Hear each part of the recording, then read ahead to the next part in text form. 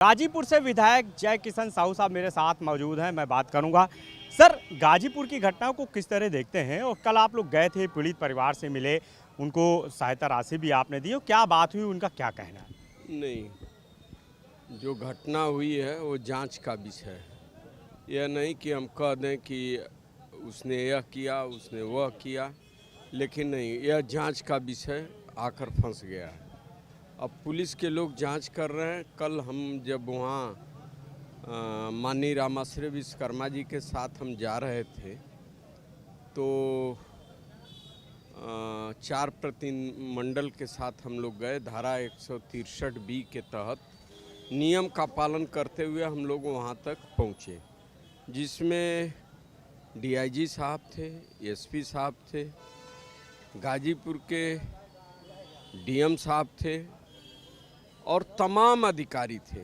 जैसा कि माननीय राष्ट्रीय अध्यक्ष जी से वादा किए थे कि हम पूरी सुरक्षा के साथ ले जाएंगे, तो कल पर्याप्त सुरक्षा थी। पर्याप्त व्यवस्था के साथ हम लोग उस पीड़ित के घर पहुँचे और पीड़ित के घर तक पहुँचने के बाद हम गांव के ग्राम पंचायत भवन में हम लोगों ने उसको चेक दिया, 5 लाख रुपए का चेक दिया, वह पाई। और राष्ट्रीय अध्यक्ष जी के संदेश माननीय रामाश्रय विश्वकर्मा जी ने दिया। सर, पीड़ित परिवार ने क्या बताया? क्या उनको लगता है कि अब संतुष्ट हैं वो? अब कुछ बातें रामाश्रय विश्वकर्मा जी ने कहा तो मुझे लगा कि यह संतुष्ट हो रहे हैं, लेकिन उन्होंने कहा कि मैं राष्ट्रीय अध्यक्ष जी से ज़रूर मिलूंगा और दिल की बातें मैं ज़रूर कुछ कहूँगा। सरकार ने अभी तक उनको मदद की है, उससे क्या वो संतुष्ट दिखाई दे रहे सर? और आपको लगता है सरकार की तरफ से? देखिए, सरकार के तरफ से उसको 5 लाख रुपया, 1.5 बीघा खेत, एक आवास आवंटित किया गया है। अब बेटी की मौत है, संतुष्ट है नहीं संतुष्ट है। जब हम लोगों ने कुछ बात कहा तो उसने स्पष्ट कहा कि जब भी मौका मिलेगा तो दिल की बात हम आदरणीय अध्यक्ष जी से कहेंगे। सर, OP राजभर वो गलत दिशा में बता रहे हैं। वो ये कह रहे हैं कि ये मामला जो है विपक्ष जबरदस्ती तूल दे रहा है और कहीं ना कहीं ये प्रेम प्रसंग से भी देखना चाहिए। आप क्या कहेंगे, किस तरह? देखिए, OP राजभर जी प्रतिदिन कुछ न कुछ अनाप शनाप बोल रहे हैं। उनकी बात को, जिले से चुनाव लड़े हैं और उनकी बात को ज़्यादा हम लोग सीरियस नहीं लेते हैं, नहीं उनकी बात में उलझते हैं। आए दिन एक न एक नया कमेंट होता है। अब वो तो महिला आरक्षण पर भी बोल रहे हैं। उनको खुद नहीं पता है कि विपक्ष जो बिल पास नहीं होने दिया तो कारण क्या था, किन परिस्थितियों में किया। जिस कौम में हम पैदा हैं, क्या उस कौम का इसमें हित है? क्या विपक्ष ने बिल नहीं पास करने दिया तो क्या इसमें न पास करने के बाद मेरा समाज संतुष्ट या असंतुष्ट होगा, इस पर वो विचार नहीं कर रहे हैं।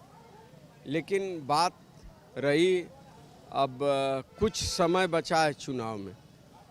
यदि इतना लोकप्रिय हैं तो जिस विधानसभा से 2 बार चुनाव जीते हैं, एक बार भाजपा के सहयोग से, एक बार सपा के सहयोग से, इतना उसी के सहयोग से आज कैबिनेट मंत्री हैं और वह विधानसभा सीट छोड़ने के लिए तैयार हैं और दूसरे विधानसभा में तैयारी कर रहे हैं। तो इस बात को किस रूप में आप देख रहे हैं, स्वयं समझे, दर्शक आपके स्वयं समझे कि आखिर स्थितियाँ क्या हैं। सर, आखिरी सवाल है। कल महिला आरक्षण बिल को लेकर के योगी सरकार विशेष सत्र बुलाया है विधानसभा में। आप लोगों ने आज जो है बैठक की है, विधानमंडल दल की निंदा प्रस्ताव पेश कर दिया। किस तरह देखते हैं, क्या कहेंगे सर? नहीं, उस पर हमारी समुची हम ढंग से जो प्रस्ताव ला रहे हैं उसका विरोध हम लोग करेंगे और दूसरी बात यह है कि जब लोकसभा से वह प्रस्ताव